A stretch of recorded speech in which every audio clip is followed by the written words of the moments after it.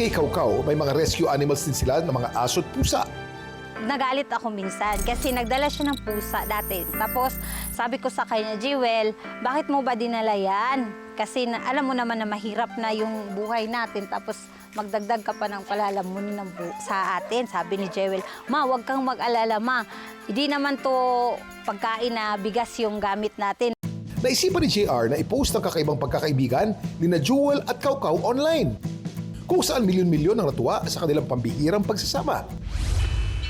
Ang kwento ni Jewel at Kawkaw napansin din ng isang international film company. Si Jewel kinuha bilang talent para sa isang indie film na tumatalakay sa pagmamahal sa mga kalabaw. Aba, worldwide ng datingan.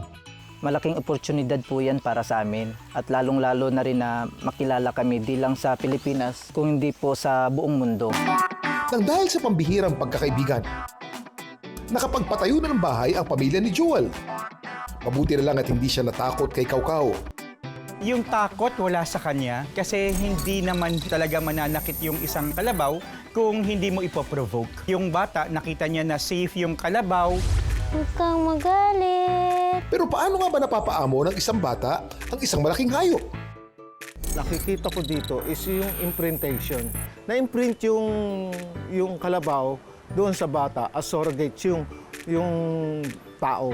So, siya yung nag-aalaga at binibigyan ng rewards at every time na tinawag niya, lalapit siya, meron siyang treat. Nakatutuwa mang tignan, kailangan pa rin ng iba yung pag-iingat. Mere size nung kalabaw, pagdikit lang sa'yo niyan, lalo na kung nasa gilid ka, maaari kang masaktan. Especially kung bata, maliliit na tao. So, dapat alam natin ang mga safety precautions pagka nag-a-approach tayo ng miski na domestic animals na may kalakihan. Marami tayong magiging kaibigan na iba-ibang itsura, lahi o pinagmulan. Katulad ni Kawkaw, na talaga namang one of a kind.